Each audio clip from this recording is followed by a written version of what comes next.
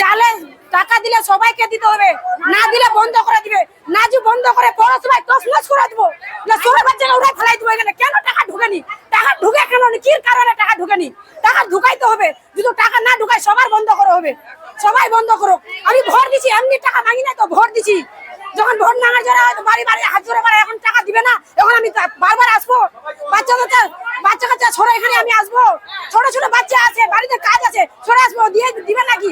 3000 টাকার জন্য বারবার আসছি পৌরসভায়, এখনো টাকা ঢুকেনি। কেন ঢুকেনি? এটা আমাকে চাই, টাকা চাই, শুধু চাই। যদি না দেয় তো সবাই বন্ধ করতে হবে। আমার নাম সালিয়া বেগম। দিলে কারণে পৌরসভায় এসেছিলেন? পৌরসভায় আসার কারণ একটাই, অন্নপূর্ণার জন্য। কারণ আমরা 3 মাস ধরে ঘোরাঘুরি করছি, কিন্তু আমরা একবারও পাইনি। অনেকে 3 বারই পেয়ে গেছে, কিন্তু আমরা একবারও পাইনি। আর আমাদের আন্ডার ইনকোয়ারি ফেলানো হয়েছিল রিজেক্টেডের পর, কিন্তু তারপর ইনকোয়ারি হয়েছে। আমার কাছে প্রুফও আছে, এই যে এখানে ডকুমেন্টসের প্রুফও আছে যে আমার আন্ডার মানে অ্যাপ্রুভ করা হয়েছিল, আমার লিস্টেও নাম ছিল, তবুও আমি পাইনি। চেয়ারম্যানের সাথে কথা দেখা হয়েছে? হ্যাঁ, চেয়ারম্যানের সাথে এর আগেও আমি কথা বলেছি। কি বললেন? বলছে যে আছি, হয়ে যাবে, 100% গ্যারান্টি দিলেন, অ্যাপ্রুভও হলো, লিস্টও নাম আসলো, কিন্তু কোথায় আমি তো আর পেলাম না। আপনারা অন্নপূর্ণা ভান্ডার পাননি, তাই না। কি মনে হচ্ছে কেন পাননি? কেন পাইনি? কারণ এনাদের যাদের হাত আছে, যাদের চ্যানেল আছে, তারাই পাচ্ছে। আমার মতে আমি সেটাই জানি। আপনার বাড়িতে কিছুক্ষণ সার্ভে পৌরসভা, হ্যাঁ সার্ভে হয়েছে। না সার্ভে না হলে অ্যাপ্রুভটা হলো কি করে? অ্যাপ্রুভ হয়েছে তাই তো লিস্টের নামটা এসেছিল, আমি পাবো বলে। তা পেলাম না কেন? কি চাইছেন এখন? এখন চাচ্ছি যে পেলে সবাই পাবো, কারণ সবারই সরকারের, কারণ কেউ তো ইনকাম করে দিচ্ছে না টাকাটা, সরকারের টাকা। পেলে সবাই পাবো, না হলে কেউ পাবো না। সবাইকে বন্ধ করতে হবে। কি নাম আপনার? আমার নাম দীপ্তিশীল দত্ত। বন্ধ করে আমাদের অন্নপূর্ণা ঢুকছে না। অন্য 3 মাস পরে ঘোরাফেরা করছি, তাও ঢুকে না। 3 মাস পরে না হলে 6 বার চলে আসছি, মাসে মাসে 2 বার করে আসছি। আপনাদের কি অন্নপূর্ণা ভান্ডার ঢোকেনি? না ঢুকেনি। কাগজপত্র জমা করেছেন? সব জমা করেছি, 18টা কাগজ জমা করেছি। কতবারে পৌরসভা চক্কর লাগিয়েছেন টাকা দিয়ে? 3 মহিনায় 6 বার, 2 বার করে মহিনাতে আসছে। পৌরসভা থেকে লোক গেছিল বাড়িতে ভিজিট, বাড়িতে গিয়েছিল, বলছে কি এপ্রুভ হয়ে গেছে। তো এপ্রুভ হয়ে গেছে, কেন টাকা ঢুকছে না আমাদের? তারপরেও পাননি? না পাইনি। হ্যাঁ, যাদের লিস্টে ভোটার লিস্ট কাটে গেছে তারা পায়, আর আমরা পাই না। আমরা ভোট দিচ্ছি তাও পাচ্ছি না, আমরা কেন পাবো না? এখন কি চাইছেন আপনারা? আমি চাচ্ছি যে পালে সবাই পাক, না পালে কেউ পাবে না। এটা বন্ধ করে দেব। কোন প্রকল্প টাকা আপনারা নিতে এসেছেন? হ্যাঁ, কোন প্রকল্প টাকা নিতে এসেছেন আপনারা? লক্ষ্মী হয়েছে অন্নপূর্ণ। অন্নপূর্ণা ভান্ডার। হ্যাঁ, কি নাম আপনার? রূপনেশা। আপনারা আমি এসেছি হলো আজকে 3 মাস থেকে আমার কোনো টাকা ঢোকেনি।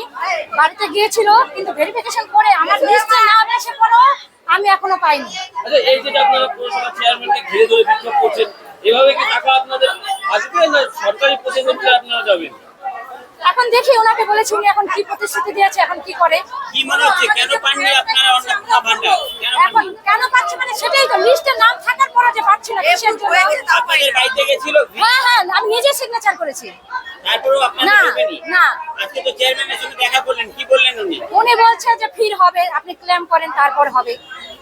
কি নাম আপনার? আমার নাম মিঠু দাস, বাড়ি? বাড়ি 4 কামা চোপড়া। কতদিন আসছেন এই টাকার জন্য পৌরসভা? আমি এখন আসিনি, আজকে ফার্স্ট টাইম এসেছি। মহিলারা ইসলামপুর পৌরসভায় এসেছিল। ওনাদের অন্নপূর্ণা ভাণ্ডার নিয়ে ওনাদের বক্তব্য ছিল যে আমরা অন্নপূর্ণা ভাণ্ডারের টাকা পাইনি। অনেকের কাছে অ্যাপ্রুভড আছে, তার মধ্যে যেটা দেখাচ্ছে যে they have got more than 3 room, তাদের 3টা রুমের বেশি আছে। কিন্তু অনেকের বক্তব্য যে না, আমাদের তো একটা রুম আছে, আমাদের তো 3টা রুম নেই, 1-2টা রুম আছে মাত্র আমাদের। তাহলে আমাদের এই 3টা রুমের তথ্যটা কোথায় পেল?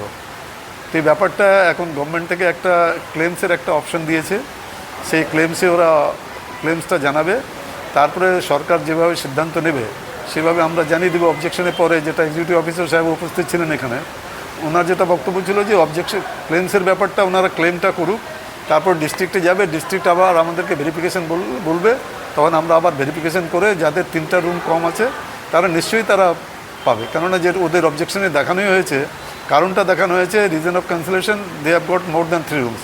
অ্যাকচুয়ালি তাদের 3টার বেশি 3টা রুম নেই। তো সেগুলো নিশ্চয়ই গভর্নমেন্ট এন্টারটেন করবে।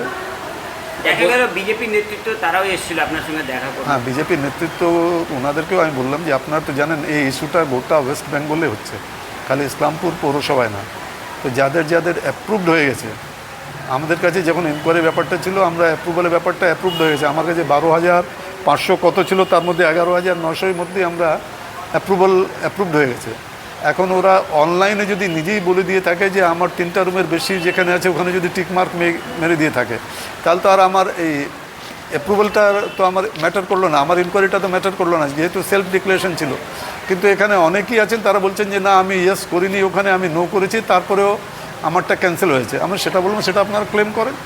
তৃণমূল পরিচালিত পৌরসভা সেই কারণে নাকি এগুলো ইচ্ছাকৃতভাবে করা হচ্ছে এমনটাই না এটা গোটা রাজ্যেই হচ্ছে।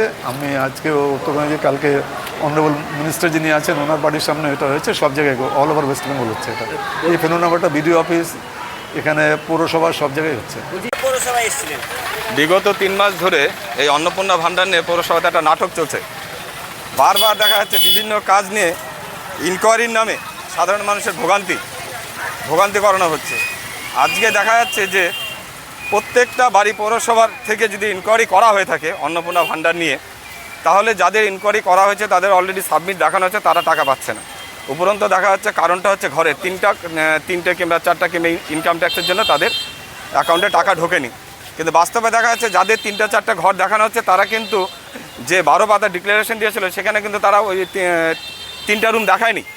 আমার পাশে যারা রয়েছে এমনও লোক আছে যাদের ঘরই নেই, কাঁচা ঘর, তা তাদেরকে 3টা রুমের ইনকোয়ারি এবং তাদেরকে ডাটা এন্ট্রি করলো, কারণ এই ডাটা এন্ট্রির কাজটা সম্পূর্ণটা পৌরসভা থেকে করা হয়েছে। তা আমার মূল প্রশ্ন হলো যে ইনকোয়ারি যদি পৌরসভা লোকেরা করে থাকে, সমস্ত কিছু ইনকোয়ারি করে যদি সাবমিট করে থাকে, তাদের তার টাকা পাওয়ার কথা, তার সত্ত্বেও কেন তারা টাকা পাচ্ছে না? এবং এই যে মিডিলে কারা, যাদের ঘর নেই তাদের 3টা ঘর কারা দেখালো, এই বিভিন্ন বিষয় নিয়ে আমরা এখানে পৌরসভায় আলোচনা করতে এসেছিলাম। এবং এখান থেকে ডিএমডিসি যিনি রয়েছেন সরকারি আধিকারিক, তিনি আমাদের বললেন যে প্রত্যেকের নাম এবং আইডি নাম্বারটা এবং আধার কার্ড নাম্বার তারা লিখে রাখবে এবং তারা এই বিষয়টা গুরুত্ব সহকারে দেখবে এবং আগামী দিনে এই ভুলটা যেন না হয় তারা উপর লেভেল কথা বলবে। এই একই সঙ্গে আমরাও এই বিষয় নিয়ে ইসে করবো। দেখা গেল সাধারণ মহিলারা পৌরসভার যে চেয়ারম্যানরা আছে তার সামনে বিক্ষোভ প্রদর্শন করছেন, এই বিষয়ে কি বলবেন?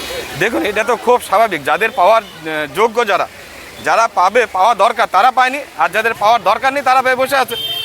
একমাত্র এই পৌরসভার গাফিলতির জন্য, এই পৌরসভার সরকারি স্টাফদের গাফিলতির জন্য। তারা ফোনে ইনকোয়ারি করবে, তারা তৃণমূলের কাউন্সিলরদের কথা ইনকোয়ারি করবে। প্রাক্তন কাউন্সিলর বাড়ি গিয়ে নামের লিস্ট পাঠিয়েছে। আপনারা দেখবেন প্রথম যখন ইসলামপুরে এই বিধানসভায় অন্নপূর্ণা যোজনা যারা টাকা পেয়েছিলেন প্রত্যেকটা তৃণমূলের পরিবার, এবং রাতারাতি একদিনের মধ্যে প্রত্যেকটা তৃণমূলের পরিবার কী করে পেল?